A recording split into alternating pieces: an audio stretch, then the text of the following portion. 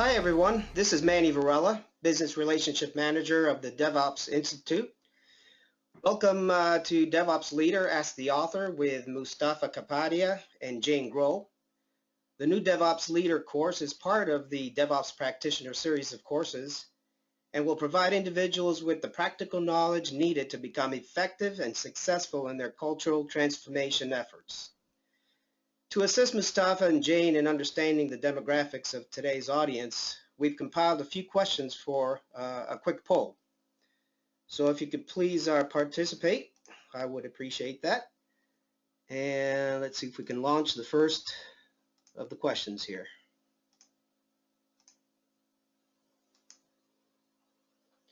How would you describe your current role? Senior manager, middle manager, practitioner, consultant? And I'll allow for about 10 seconds here to answer the questions.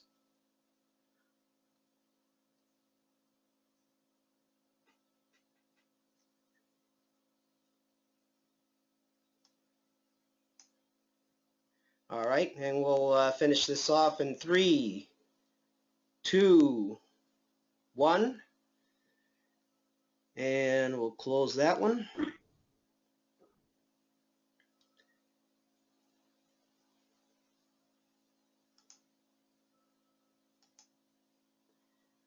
And that is the results there, Jayne and Mustafa. We got, looks like consultants predominantly in the audience at the moment, with senior manager, practitioner, and then middle manager rounding off the bunch here. So we'll move forward. That's interesting there. We'll move forward to the next polling question.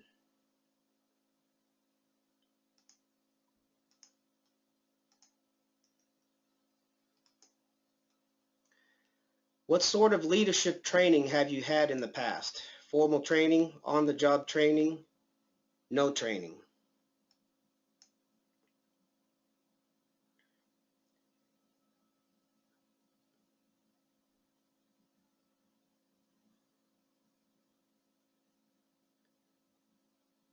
About 5 more seconds here.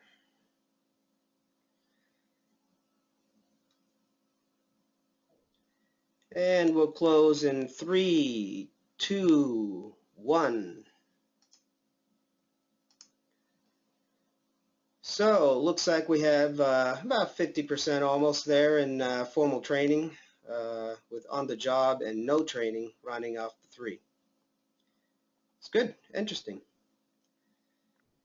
And we'll move on to the final polling question for today.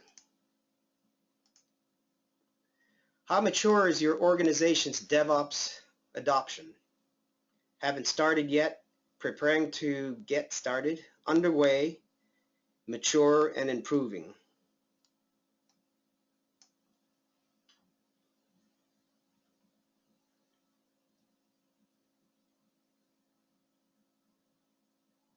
All right, we'll allow for about 5 more seconds here. All right, and we'll end it in 3, 2, 1.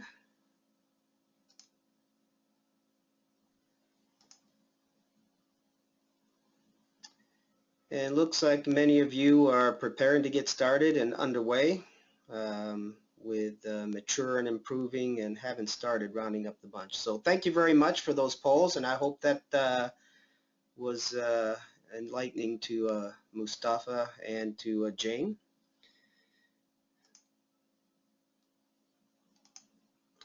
So thank you for participating in the poll. We've planned for some time at the end of the presentation to answer some questions from those in attendance. So please use the questions box in your GoToWebinar app menu to submit your questions. And so now to move forward with the presentation, I introduce you to Jayne Groll, CEO of the DevOps Institute. Hi, Jayne.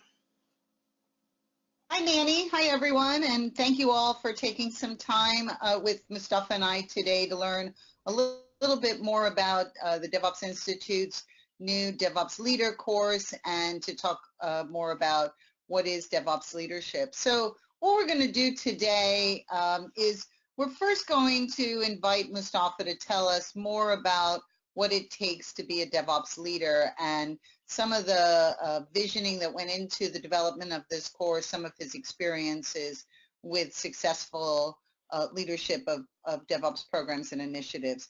And then I'm going to tell you a little bit about the course itself, the certification exam that accompanies the course, some of the process that sits behind DevOps Institute's release of new courses. But most importantly, what we want to do today is give you an opportunity to ask Mustafa questions about his experiences, questions about the course and the course development and some of the contents of the course. I'll ask Mustafa a few, but again, we really want to encourage you to take this opportunity to be able to have access to the author of this very, very important course. So for those of you who are not familiar with the DevOps Institute, we are the global learning community around emerging DevOps practices, including DevOps leadership. We were launched in 2015, and we do provide training content and certification exams to a worldwide channel of global registered education partners who deliver it directly to the learning community. We do the certification exams in partnership with PeopleCert, and very proud that they are a global leader in IT examination and certification. A little bit, hang on for a second, there we go. And a little bit about Mustafa Kapadia, our DevOps Leader author. I've had the privilege of knowing Mustafa for several years, and he comes with a wealth of experience as service line leader for IBM's digital transformation practice. He also was a very big participant in IBM's internal transformation and is well respected and well known in the DevOps space as a thought leader. And we're so delighted and so proud to have worked with Mustafa on building this course. And before I introduce you to Mustafa, I actually want to share a little bit of a story. So when DevOps Institute first conceived the idea of a DevOps leadership course, recognizing that cultural transformation is a critical success factor for DevOps, the scope of the curriculum really matched a lot of very traditional leadership approaches. So when we start to do the scoping exercise for what this course would cover, you know, it covered very, very traditional leadership skills like communication and overcoming conflict, and again, very well proven, very sound principles in leadership. And again, nothing wrong with those principles. What Mustafa came back with, though, and what's embedded into this course is very unique and very specific to leading DevOps. So outside of other available leadership training, this is a very fresh and innovative and modern approach to adapting and adopting cultural transformation through DevOps. So very, very excited by the content of this course, really excited that Mustafa really thought outside the box based on his wealth of experience and his thought leadership to bring us something that is truly unique. And truly specific to DevOps transformation. So with that, I would like to introduce you to Mustafa. Hi, Mustafa. Good morning, folks. How are you, Jayne? Good, good. Tell us a little bit more about DevOps leadership and your experience in working with DevOps leaders. Perfect. First of all, thank you for the kind words. That's very nice of you. By the way, you know what you've done, right? You've set the bar so high, set the expectations so high, that now I have to live up to it. So now I have to actually work harder. So thanks, but no thanks. But guys, thank you for joining the webinar. I'm glad you can join us. You know, when Jayne and I were talking about the course, you know, we really wanted to make it, like Jayne said, something different and unique. We wanted to make it practical for something that you can actually take in your current job or in new opportunities and really make an impact. And the goal was, of course, to help people who are interested in implementing DevOps. I mean, that's table stakes, so to speak. But the other one was that, you know, it really is to help you guys take a different look or a different way of looking at IT. You know, we've all kind of grown up in this IT in which cost and quality have been the key parameters of success. And everything that we do has always had that lens. But DevOps and Agile and Cloud are forcing us to take a look at it from a different perspective. And we've tried to embed that into this course and show you a different way of looking at IT. Everybody talks about DevOps as a different mindset. Well, there's a big part of that different mindset embedded in it, which is what we call a value stream mapping. And that is a huge part of that course. The other part of it is also to help you, equip you with various frameworks and org constructs and methodologies and principles. Because we wanted to make it, again, practical, because we are now operating in a new operating model, so to speak, the new normal. So we wanted to share with you what are those different frameworks that you can then use to become successful. And everybody thinks that DevOps has one flavor. It's all about speed, but speed depends on your organization. What speed is right for you is different. So we wanted to give you guys design principles in which then you can then take and customize to the organization or the speed that's just right for you. And then last but not least is help you figure out how to manage that change. Right? So we wanted to come to you from a point of view and say, we want to give you a set of tools. We want to show you a different way of thinking. We want to give you the right frameworks. We want to show you how you can actually manage that change. And the goal was to really focus on how to make you successful where you guys are. And as Jayne mentioned, a lot of what you see in this course is based on my experience with leading our DevOps practice at IBM. You know, when I took over for DevOps practice in IBM, it was me and about 4 other guys. And we built the practice from 4 to about 50 to 60 practitioners. In that time, we've helped probably over 100 plus clients in this transformation. And a lot of those takeaways are in this course. In addition to that, I also sit on the council in which we do internal DevOps transformation at IBM. And embedded, and so the learnings from there are there too, because IBM does, given its size, its geography, its number of people, they have different challenges, so some of that is embedded in here. And then last but not least, as Jayne mentioned, I'm also part of a thought leadership team I'm also part of a think tank that is run by Jayne Kim. Actually, I'm one of the founding members. So a lot of the papers that are published by Jayne Kim, some of that content is in here as well. So I'm really looking forward to introducing this course, teaching this course, so that you guys can be successful. Can we go to the next slide, please?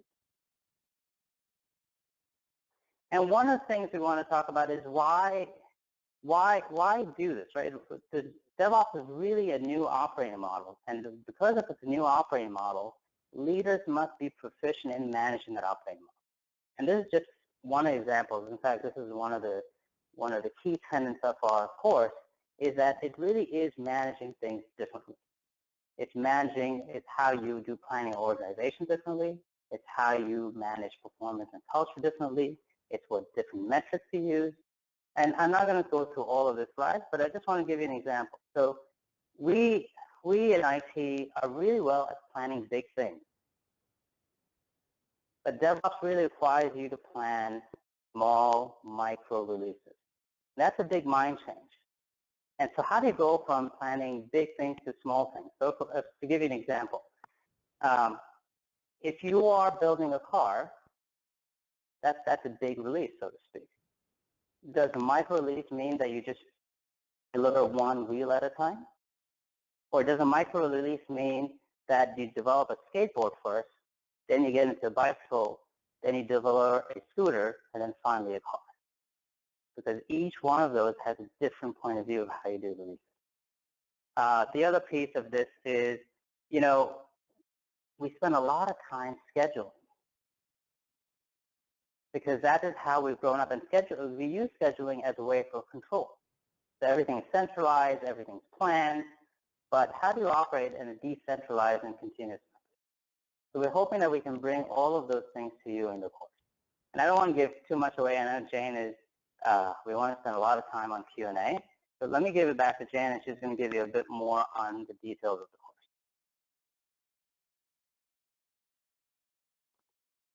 Thanks, Jayne, back to you. Yep, I've got it. Thank you. So, one of the things that have become really important about this course is to understand that, you know, again, everything that Mustafa just described, and hopefully that's just a little bit of a taste of what you would get from this course, is, you know, obviously something that we want to embrace and we want to optimize going forward. So the course was designed as a 16-hour course, so could be delivered over 2 days, could be delivered virtually, depending on the registered education partner that would deliver it. But it is scoped to be a 16-hour course. It is very specific, as Mustafa and I have both said, that it's very specific about leading a DevOps cultural transformation, and it really is about new and innovative ways to organize and manage IT. It is important to recognize, though, that DevOps Foundation certification is a prerequisite for sitting the DevOps Leader examination. So the course is built on the core concepts, the fundamental knowledge that is introduced in DevOps Foundation and amplifies it from a cultural and leadership perspective. So why is this course important? You know, everything that you read about DevOps, every presentation, every blog, every article emphasizes the fact that DevOps at its heart is a cultural movement. It is about changing the way people think. It's about changing the way people interact. It's about changing the way people behave. And it goes beyond, you know, the tagline of communicate and collaborate to really looking at how is IT organized, how are we embracing automation, how are we transforming to the next generation of software delivery and technology as an enabler. But in order to do cultural transformation, there are skills and approaches and practices that help lead people through that transformation. It's not necessarily organic. There are some tangible practices that have emerged, many of which have emerged from early adopter organizations that have led to very innovative thinking and transformational leadership. And if you've read the most recently published 2017 State of DevOps report from Puppet Labs, Electric Cloud, Dora, and others, transformational leadership is very much at the heart of what's helping high-performing organizations be successful. We know that leaders up, down, and across the IT organization really have to collaborate, and they have to have some common leadership skills and common approaches in order to break down those silos that have impaired IT from a faster flow in the past, and really work together to evolve the organization. And we also know at DevOps Institute that there have been very limited opportunities to learn about DevOps specific leadership. As I said early on, there are many, many leadership, really excellent leadership training opportunities out there, but this one is uniquely designed for a DevOps transformation. So is this course right for you? You know, I'm going to start by saying everybody's a leader. It doesn't matter where you sit in the organization, whether you're a senior manager, whether you're a practitioner, whether you're a developer, an operator, a QA person, or anywhere in between those. But, you know, specifically calling out roles, anyone that's leading a team, whether you're a scrum master, whether you're a team leader, whether you're a middle manager, senior manager, CIO, everybody needs to acquire the specific skills associated with transforming into a DevOps culture. If your organization is undertaking a DevOps initiative, then these leadership practices are critical to your success. We also like to think that business stakeholders that play a role in leading and guiding IT into the next generation of the business would certainly benefit from that as well. Anyone that's serving as a change agent, anyone that's an IT practitioner, we do know that there is a majority of attendees today that are also consultants, and consultants who will often guide organization into a new leadership paradigm should certainly pay attention to these practices. You know, as Mustafa said, and I'm not going to spend a lot of time on this, how was the course built? Well, you know, one of the great things about DevOps and one of the frustrations about DevOps is that there isn't a single body of knowledge that we can go to, you know, chapter and verse to understand how to do this. You know, DevOps is very much built on a collective body of knowledge, and that collective body of knowledge embraces not only publications, but it embraces articles and conference presentations and thought leaders such as Mustafa. And so really kind of collecting and codifying some of those emerging practices. We actually stay away at DOI from the term best practice, but really starting to collect and make some sense out of those emerging practices, particularly as it relates to cultural transformation, is a part of our core mission. So there were many sources that were used to extract some real life best practices. Mustafa alluded to the fact that, you know, he's gone through over 50 transformations as part of his role at IBM. He went through the internal transformation of IBM as well. And remember, transformations don't end. They're a journey that really don't have a finish line. And so observing organizations that have really taken a very creative approach have been instilled into this course as well.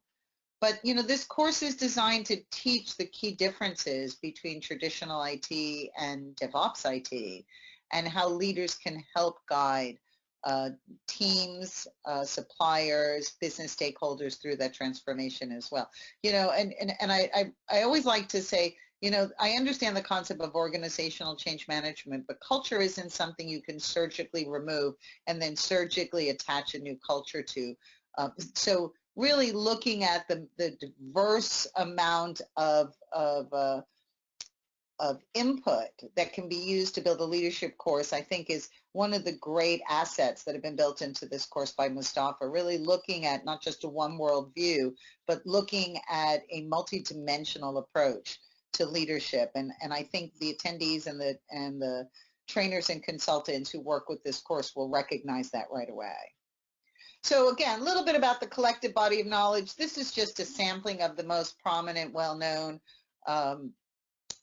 entries into the collective body of knowledge. There isn't a formal you know, list or categories of the CBOC, but it's important to recognize that it goes beyond just books, right? There are great books out there like the Phoenix Project and the DevOps Handbook and Jez Humble's Continuous Delivery book, among others. But there's also a lot of knowledge that's embedded in presentations and blog articles, sites like DevOps.com. And so we've really been looking at all of that as we're building these practitioner courses. And that's part of our role at DevOps Institute, is to attend a lot of conferences, to read a lot of articles, to really become familiar with these books and pay attention to what's emerging in the wild as far as practices that are delivering value. So what you will learn in this course, and I'll let Mustafa tell us a little bit about the magic equation in a little bit, but the course has been wrapped around something called the magic equation, and that really helps to solidify or provide some type of an umbrella around leadership capabilities. It does talk a lot about the difference between DevOps leadership and traditional IT leadership, and how to approach leading people. Remember, this is all about leading people differently. Looks at organizational design principles. As Mustafa said, I think also at the heart of this is value stream mapping. Value stream mapping has emerged as a core competency and a critical success factor for DevOps, where we help teams understand from idea to realization how that value stream is built, what role every team and every tool provides as part of that value stream, and most importantly, looks for waste and opportunities to overcome constraints. Certainly looks at the squad model. The Spotify squad model has emerged as an interesting way to reorganize IT, some techniques for managing cultural change, and then you know, if you're going to be a leader, particularly in a DevOps space where automation is such a key member of the team, the course also does look at popular tools and practices and how to embed those and integrate those into a leadership model. And then, of course, like all good practitioner courses, we're going to wrap up with some really good tips for getting started. The course will be available July, which, by the way, starts on Saturday. So by mid-July, we're starting to prepare our registered education partners and disseminating the materials to them. And then each of the individual registered education partners will publish public and other schedules for when they'll actually deliver the courses. So it will start to become available over the course of the summer. And we do encourage you to go to the DevOpsInstitute.com website and find your registered education partner and review their schedules, and they'll be publishing those very shortly. And of course, you know, as Manny said, DevOps Leader is one of our DevOps practitioner competency courses. You know, part of DOI's strategy in building and introducing new certifications is to look at the emerging competencies that are becoming critical in DevOps, really looking at how do we transform people from, you know, particular specialists or what we call I-shaped people into more multidimensional competency-based. So each of the practitioner courses is competency-based. We're not looking at experts or masters, really looking at what are these new skills that are also emerging as part of DevOps practices. So DevOps test engineering was released a few months ago and is in active production. DevOps Leader, we know that leadership is a critical skill. Continuous delivery architecture is going to be coming out in the next coming weeks as well, followed on by DevSecOps for security, and then later this year, site reliability engineering. So if you're interested in learning more and want to build on your leadership skills, we encourage you to take a look at these courses. And of course, for those on the service management side, Agile Service Management and Agile Process Owner are already in production and help to instill agility into existing ITSM processes. So hopefully that gives everybody a bit of an overview regarding the DevOps Leader course, but more importantly, the need and the value of DevOps specific leadership skills. So what we want to do for the rest of the time that we have together is really have a very interactive question and answer period. So I'm going to start and ask Mustafa a couple of questions, and please, if you have questions, please type those in, and then Manny will ask those of Mustafa as well. So let me start by asking Mustafa, what do you think the biggest challenges that are facing leaders today when trying to introduce a DevOps adoption program? That's a great question. I think we are in IT challenge from multiple dimensions. Number one is there's just so much information out there, and some of it is actually exactly contradictory. And I think trying to wade through that information and trying to figure that out is hard. So number one is just broad information. So even as a leader, if you are looking to make changes, you just don't know what change to make and how to make that change. So that's first. Second, I think is because this is a new way of looking at IT, because this requires a new mindset, so to speak, it requires a new normal, the tools or the frameworks in which you start evaluating your quality of service is different, and I think some of the leaders struggle with that, because making a change, or the best way to make a change in my experience has been based on real data. And if you just say, I'm going to automate this activity, that doesn't really tell you if that's actually going to help you with reducing cycle time or not. So having a grasp on those types of tools and frameworks to actually start saying, am I doing the right thing? Am I doing the right way? Is important. And then then the third piece of this is actually how do you gain acceptance of that change within the organization, or how do you sell that change? How do you manage that change? I think all of those three things are really big challenges for a lot of the CIOs that I talk to, and that I think is one of the biggest impediments of making changes or having a DevOps success in the organization. And it's funny, Mustafa, because speaking specifically to the first bullet, you're right. I mean, there's just so much information about DevOps, some of which is contrary, and certainly there'll be. I think we're going to open up dialogues about, what about this approach or what about this approach, and it can be overwhelming. And so it's kind of a blessing and a curse that there isn't a single body of knowledge around DevOps. I mean, the DevOps Handbook has done a great job codifying many of the practices. Jez's book, Continuous Delivery, was a really great starting point. But the practices are emerging day to day, and the dialogue and discussion is really very, very healthy. How do you avoid having organizations kind of go through framework fatigue, right? ITIL, Agile, Lean, DevOps, I mean, it can make your head explode. So how do leaders do that? How do they avoid, having DevOps being perceived as the flavor of the year or the new buzzword, and start to have their practitioners just go through enormous framework fatigue? Yeah, I think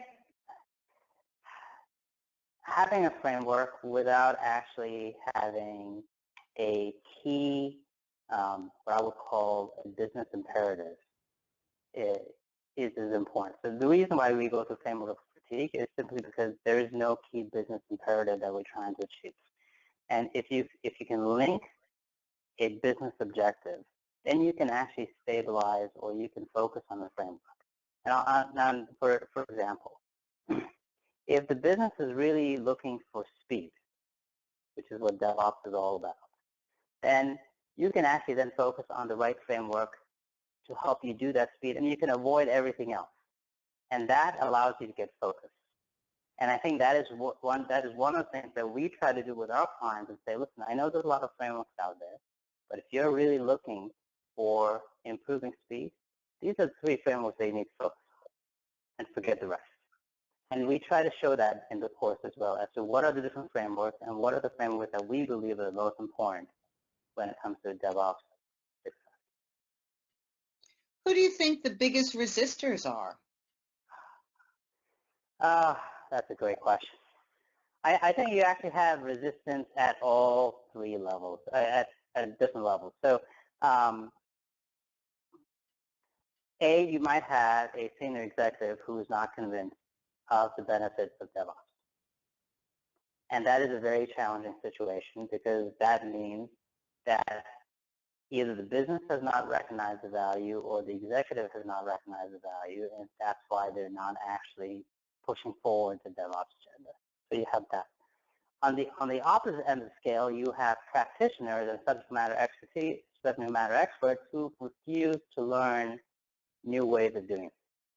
And maybe they've been doing the same thing for so long that they really don't want to change, or they find it to be too challenging, or they could just not care and say, you know what, I don't really want to do anything different. And then you actually have the problem in the middle. And I think the middle management has a real challenge, because they might want to change, but they don't know how to change. Or they want to change, but they know that they have to still deliver to the commitments that they've made to senior executives. And so how do you make things without breaking things? Or how do you make a change without breaking things? And I think for them, that is a huge challenge. So you find resistance at all different levels depending on where you are. You might actually have an executive who's ready to go, but if his or her team at the middle management or subject matter experts don't want to change, nothing's going to happen. And vice versa, you might have somebody in the middle who wants to make the change, but then can't convince the other 2 at the spectrum to change. So it really is, you'll find resistance at all 3 levels. How do you convert then resistors into change agents? Perfect. And I'm glad you asked that, because that is where you have to actually take a look at the different roles and figure out what are the different priorities. And you know that for the executive, the priority is going to be business results. And so there's a section in this course in which we talk about how do you actually build a business case and how do you show the business results. You know, from a practitioner subject matter expertise perspective, there are certain skill sets that you need to learn. And so there's a section in this course that tells you what are the different tools and competencies that you need to build at the subject matter level, subject matter expert level. And then, of course, from the middle management perspective, where this bulk of this course is focused on, is how do you actually go about managing that change? How do you define that new operating model? How to manage that new operating model? And how do you go from current state to future state? Yeah, and it's kind of interesting, because I think part of being a really good leader is to recognize and respect the emotional aspects of it, right? Where middle managers are trying to figure out where do they fit, and if we're breaking down silos, who do they manage? Yep. And and I know there's some really key elements that address that in this course. And then we know, practitioners hear terms like no ops and, hear no job.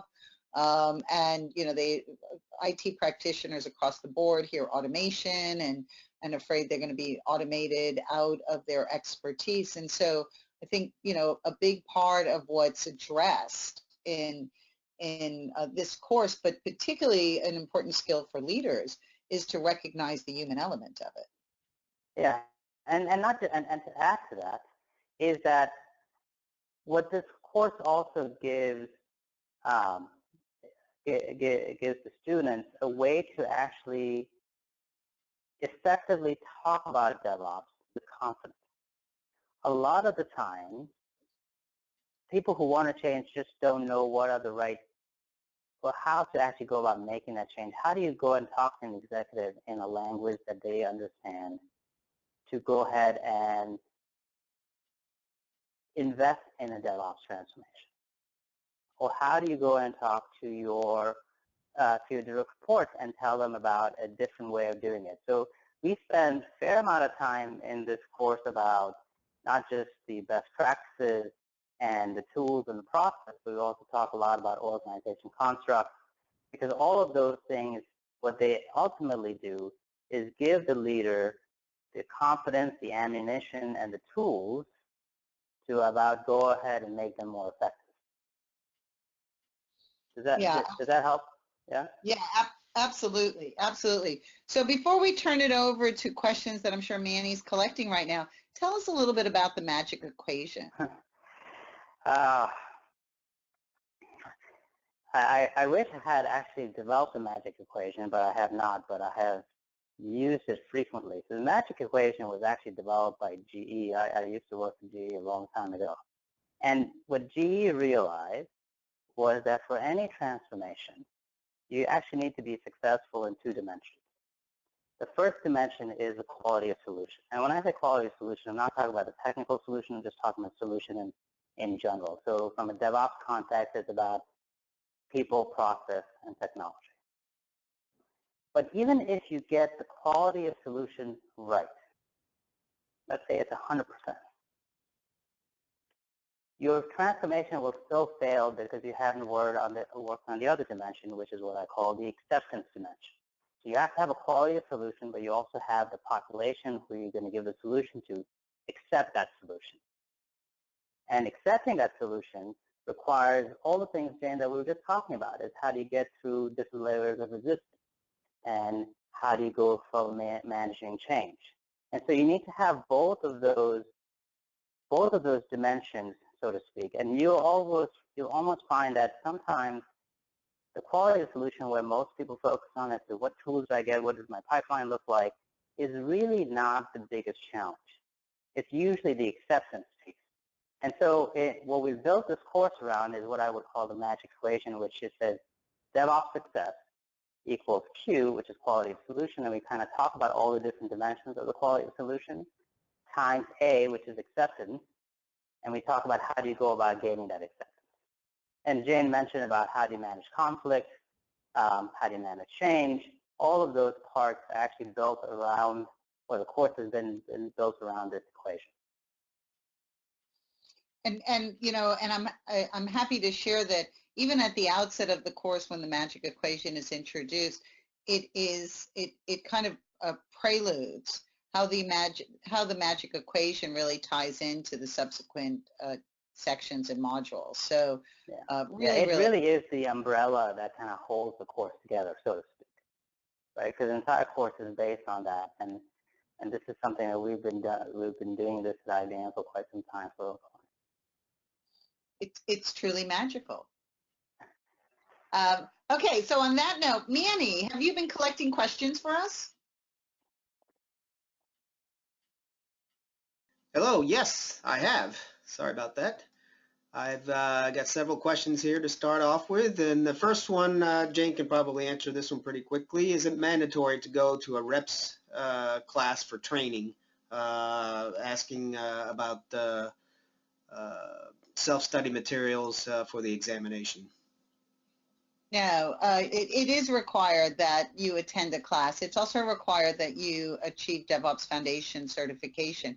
Keep in mind that leadership, you can read every book on leadership, you could listen to every presentation about leadership, but leadership is a practical experience. So while there is a certification exam that, that tests your knowledge of the practices that are introduced in this course, the biggest value you get out of an experience like this is interaction with either your colleagues, if it's an internal class, or interaction with people that are in the same place that you are in a public environment. So, reading the course materials, self-studying really wouldn't give you, as an individual leader, the benefit that you would get out of a class. So you are required to attend the class, and you are also required to have DevOps Foundation certification in order to sit the DevOps Leader certification exam. Great, great. And Mustafa Shikar is asking if they're in the course or maybe offered DevOps path type materials for an enterprise. So the test's been written from an enterprise perspective, right? Fortunately, unfortunately, how you want to look at it, most of my experience, in fact, close to 100% of my experience is with large enterprises. So a lot of the tools, frameworks, methodologies, and constructs are all based on enterprise transformation. Okay, great. Great, thank you for that answer. And Claire is asking, are there leadership lessons in this course for people who wouldn't class themselves as DevOps, such as ITSM people? Definitely. The goal is, if you go back to this first one of few slides I put together, the goal is not just to help people who want to do DevOps transformation, which I think is table stakes for this course, but it's also to help people understand the new way of looking at IT, which is very important when you're thinking about from an ITSM perspective how that's different. How do you start designing the new IT operating model? It may not be 100% DevOps, but that's okay. So I think this is definitely relevant to other practitioners as well. Okay, great. And Daniel is asking, how do you get a leader, not a manager, but a leader, to take 16 hours of their time to learn the contents of this much needed knowledge? That's a great question. My question to you is more about how can you not take 16 hours? In fact, if you want to do this right, being a DevOps leader is going to take you more than 16 hours.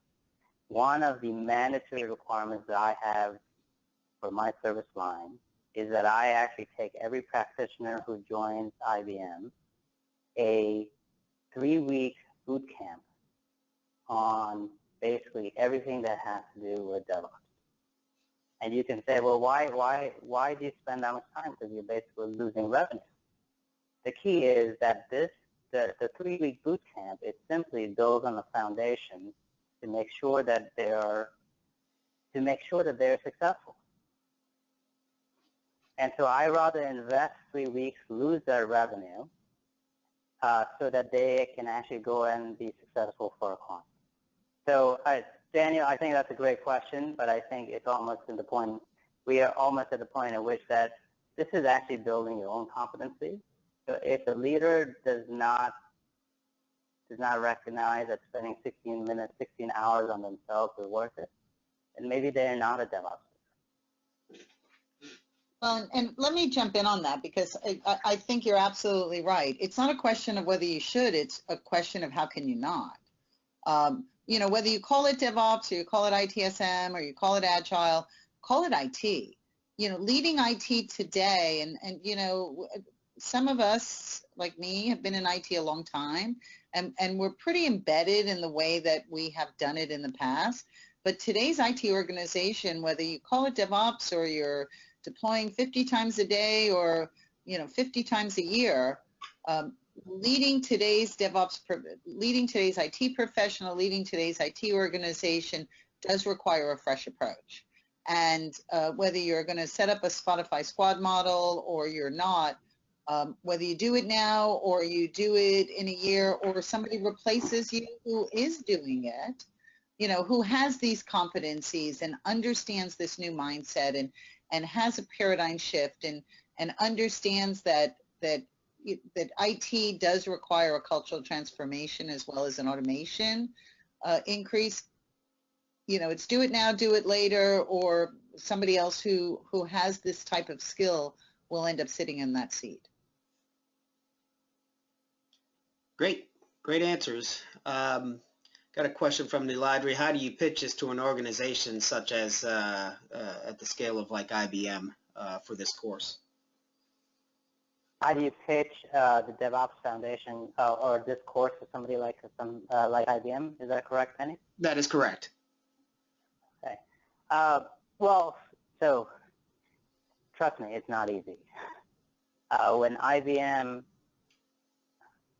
it becomes a lot easier to pitch the course when the executives have realized that DevOps represents a new operating model.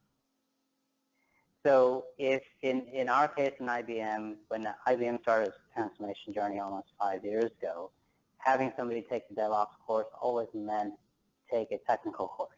So maybe you can learn Chef, maybe you can learn Puppet, those kind of things. But leadership courses are very hard simply because our leaders didn't see value. But once you actually have an organization who says, I want to do DevOps, this course becomes almost mandatory because it comes back to the magic equation, right? You can build a great solution and build a great pipeline, but if you actually don't have acceptance from your folks about how to manage that pipeline, how to use that pipeline, you're not going to be successful. And leaders very quickly recognize it. So it has to be, this course is going to appeal to people who are saying, I want to do DevOps, or how do I do DevOps? I'm just starting the journey. If you actually have an executive that says, I want nothing to do with DevOps, then this course is not going to appeal to them. But in my opinion, what I see trends in the marketplace is more and more industries and more companies from even 2 years ago are now saying, you know what, DevOps is not a fad. It's real because our business is changing. We're getting the so-called Uber effect, so to speak. And so we need to do things differently in IT. And by the way, part of the course, coming back to the earlier question in which you asked about the enterprise, part of this course also helps you navigate what parts of the enterprise you change and you don't change. Because a lot of people think that, well, everything has to go to DevOps. And that is not true. So for trying to figure out where you focus DevOps transformation and where you not focus DevOps transformation is just as important. And that is one of the key design principles that we kind of talk about. I think that's in module 3 or 4. So I hope that answers your question. Great, thank you, Mustafa. Oh, go ahead. No, I was going to chime in and say, I think one of the great ways to pitch is leadership retreats. CIOs, senior management often do leadership retreats with their teams, and this is a great course to bring into that type of a leadership retreat. Great, thank you, Jayne. And Mustafa, I'm going to combine two questions here. They're similar, but how much of a technical functional expertise is needed for DevOps Leader, and are tool certifications important for a DevOps leader? I would say none, in fact. So this course is very much focused on leadership as opposed to technical competence. And when I talk about leadership, I'm talking about managing people, looking at organizations, looking at how do you do things differently. It really is not about a tool perspective. We talk about tools, but I think in reality, the tools maybe make up maybe 5% of the content that is in here. So to answer both those questions, you actually don't need any certification whatsoever. You have to be familiar with the tool so you can actually talk about it, but you don't have to be actually have working knowledge of those tools. And it's by design, by the way. And if you look at our experience with transformation, putting tools in and thinking that just tools is going to help you do DevOps never works. Tools makes up less than, I would say, 5% of your solution. Tools is the easy part. Great, thank you. The other 95%, that's the hard part. Right. So to follow that up, what would be the traits of a successful DevOps leader? Oh, that's a great question. You know, for the first thing is to be open to change. And I know it sounds weird, but a lot of DevOps leadership is unlearning what you've learned. And that requires an open mind. So, and I mentioned this earlier, we've kind of grown up in this mindset of cost and quality.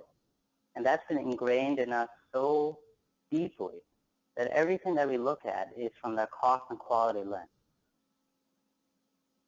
And so part of it is being open to change and open to saying the way I did things yesterday may not be the best way to do things.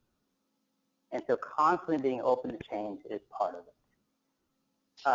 Second of it is being able to be comfortable with experimentation and failure. A lot of the DevOps is going to be 2 steps forward, 1 step back. And so you will have to be okay with saying, I'm going to try this, I'm going to see if it works, and from there I'm going to move forward, and if it doesn't work, I'm going to be okay with it. You know, we in IT have put all these processes together. It's all because we want to avoid failure. And DevOps talks about the complete opposite. DevOps talks about fail early, fail fast. We in IT try to do fail never, and if you do fail, push the failure as far down the road as you can, right? And the third one is also being comfortable with change management. You know, we're great technologists in IT, but we're not comfortable with managing change, which takes which has a lot to do with emotional intelligence. And so this one kind of talks about the practical tools that you can use to actually help you become a great change agent. Great answers there, Mustafa. Excellent. And Jayne, we've got a couple of course-related questions here as to virtual and online versus live classes with an instructor, and costs and PDUs. Can you answer to some of that? So specifically, the individual reps have the flexibility in terms of whether they're going to deliver the course in the classroom or through a virtual classroom. Online training has not yet been introduced by any of the reps, but I would expect that that will be available in the future. Costs, again, are each individual rep and each individual region will establish their own, so there is not a single cost. Exams must be ordered through the rep, so you cannot purchase the exam on your own because of the requirement to attend a class. Did that cover everything that was in that, Manny? The only other thing was the PDUs. Oh, PDUs. If you are a project management professional or an individual that requires continuing education units, again, your registered education partner can attest, or if they're, for example, a PMI registered education partner, but it would be equivalent to 16 hours. So however, whether you're PMP and you need 16 PDUs, or you have any of the other qualifications that require continuing education units, verified continuing education units, again, you have to match that according to your qualification, but it is 16 hours. Okay, great. Thank you for that. And it looks like we have maybe one last question here. Does this course incorporate any leadership skills for interactions to help push cultures like DICS, VIA, and leadership presencing? I'm sorry, Manny, could you say that again? Does this course have? Yeah, any leadership skills for interactions to help push cultures like looks like DISC/VIA and leadership presencing? You know what? I'm not. Did you say DIA? DIA? DI, Yeah. yeah, DISC. DI. So I'm not familiar with. Yeah, I'm familiar with this. Let me take this and then Mustafa add on. So, you know, as I said at the very beginning, there are some really sound leadership practices, and there are instruments such as the DISC instrument, Myers-Briggs. There are conflict management instruments that have been a part of traditional leadership training. And we certainly encourage leaders to continue their learning about those types of topics and approaches. For this course, you know, as I said at the very beginning of the hour, Mustafa took a very innovative and fresh approach, part of which assumes that a leader either has those skills, is familiar with those skills, will attain those skills, but core broad-based leadership skills are not embedded into this course. Again, there's lots of adjuncts that are available, very broadly available in publications, training, and otherwise. This course is very, very specifically focused on an IT operating model that is evolutionary as much as, I wouldn't call it revolutionary, I would call it more evolutionary, but as Mustafa said, is about the openness to change management and managing IT in a different way. So it's not specifically addressed. It is, again, much more IT specific, but there are some very well-respected and well-known practices that are introduced, like Westrom's flow of information is embedded into that. So it doesn't really look at the instrument levels like DISC or Myers-Briggs, but it does very much look at things that are very IT specific. Mustafa, is there anything else you wanted to build on that? No, I think you're right. I'm sorry, I was not familiar with the framework that you're talking about. But yes, the course is, as Jayne said, geared towards leaders or people who are leaders who have the basic management expertise, so to speak. And this is really about upskilling and uptooling and relearning, unlearning and relearning some new things. Great, fantastic.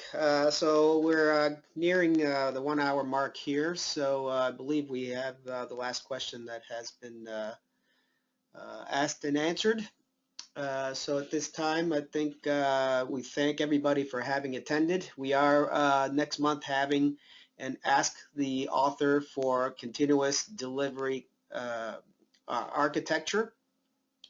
I believe that's July 25th. Is that correct, Jayne? It is. I have the slide up on my screen. Great. Oh, great. I didn't see that. Yep, the 25th. And I have chatted in the link if you haven't already seen that, so you can progress right to the page and sign up for that one. And any closing words from Jayne or Mustafa at this point? So first of all, I want to thank Mustafa, not just for speaking so eloquently and so passionately today at our webinar, but for all of the effort and insight and thought leadership that's gone into this course. I hope that those that are on the webinar today and those that they work with and those that they know really spread the word about the fact that DevOps leadership is a unique competency and that there are some very sound practices that will assist organizations in creating that new mindset and that new paradigm. So really want to thank Mustafa for his innovation and really bringing that to the masses through this course. I also want to thank... Jayne, you're setting the bar too high. You got to lower it. No, I told you, really. The expectation is really high. For those of you who might be attending Jenkins World, this course will be delivered at Jenkins World in partnership with CloudBees and the Jenkins World conference team. So if you're looking for an opportunity to take the class, it is one of the rare opportunities that DevOps Institute takes to partner with some conferences in order to be able to bring some of this knowledge forward. In addition to that, please reach out to your registered education partner. If you don't have a registered education partner, please visit our website. And we now have 80 partners in 25 countries. So if you don't have a partner, please go and search our directory and find one. We know that the partners are very, very excited about this course in particular, and really hope that everybody will take advantage of learning those new skills. Great, fantastic. Perfect. And if I may add,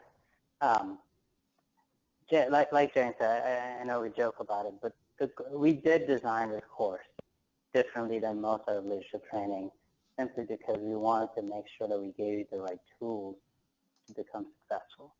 So please, when you get a chance, take a look at us. You know, if you want, connect with me on LinkedIn. It's amazing. In the last few days since the webinars, a lot of people have been connecting me on LinkedIn to just kind of get connected, to learn about a course. I know Daniel sent me an email last night about how excited it is. So I want to hear back from you guys about what you think about the webinar.